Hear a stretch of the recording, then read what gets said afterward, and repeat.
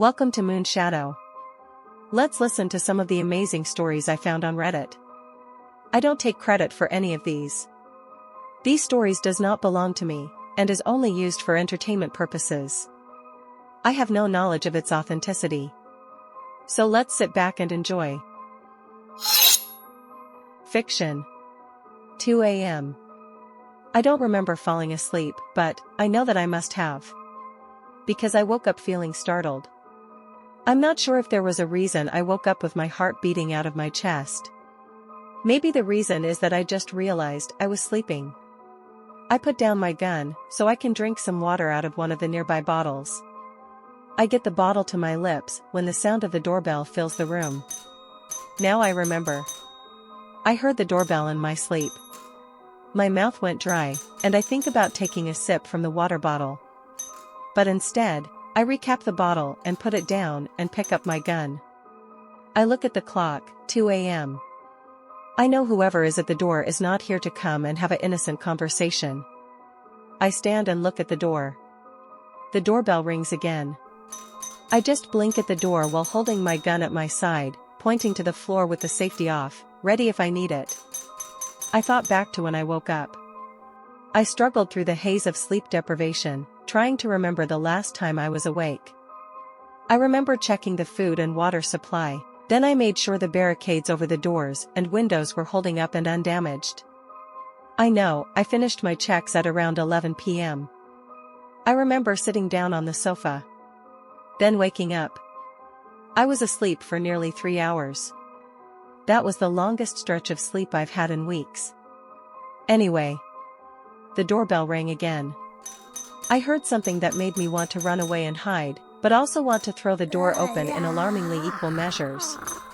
It was my mother's voice, coming from the other side of the door. Her voice was rough and had an edge to it that it never had before, but I could tell it was her. I backed away from the door. My mom was one of the first people infected in our town. She had been traveling across the country. On her way home, she had a layover in New York's JFK airport. That is where the authorities thought the bioweapon was released. But no one knew it was released until weeks after the outbreak started. My mom started to feel sick days after arriving home from her trip. We had no idea that what she came down with was so serious. The local doctors were confused about what was wrong with her.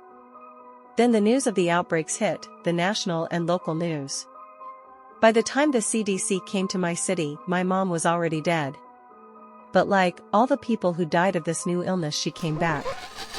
But not as her true self, she came back a monster. I jumped. I was lost for a second in my musings of the past. Her voice started to sound more guttural and took on a terrifying edge. It took me a second to pull my thoughts together. I remember it wasn't long after my mother died, the infected were everywhere, attacking, killing, and infecting everyone else. The healthy people lived in town, barricaded their doors and windows, until help could arrive. I am not sure how many are still left. I can hardly remember the last time I heard anyone hammering repairing their barricades.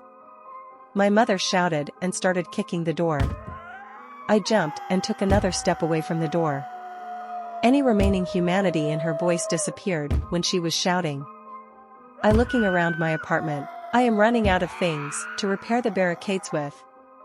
I have about a dozen bottles of water left, most half empty.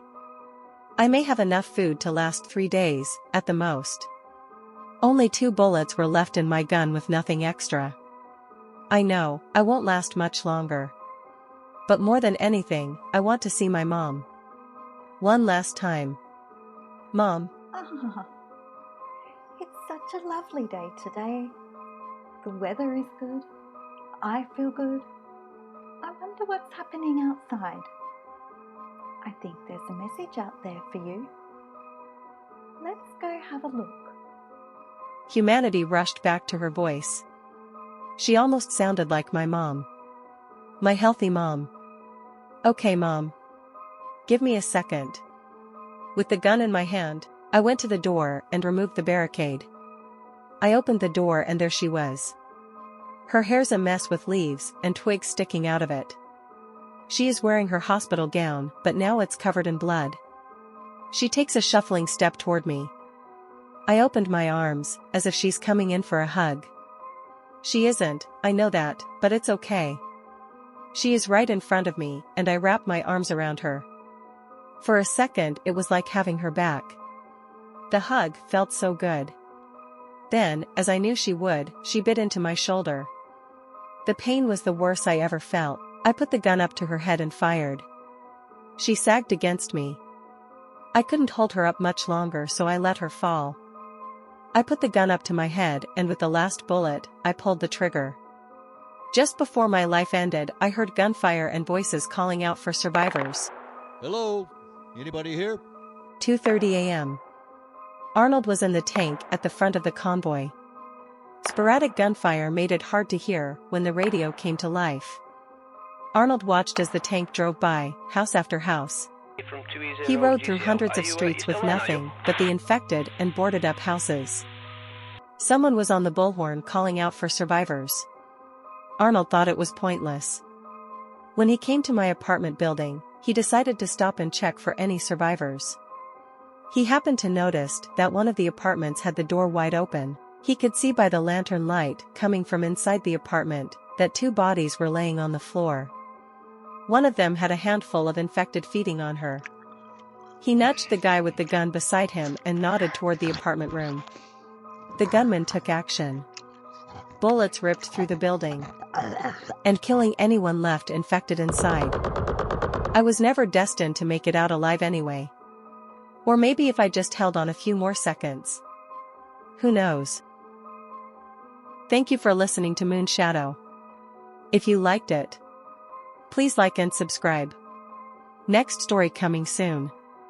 Bye.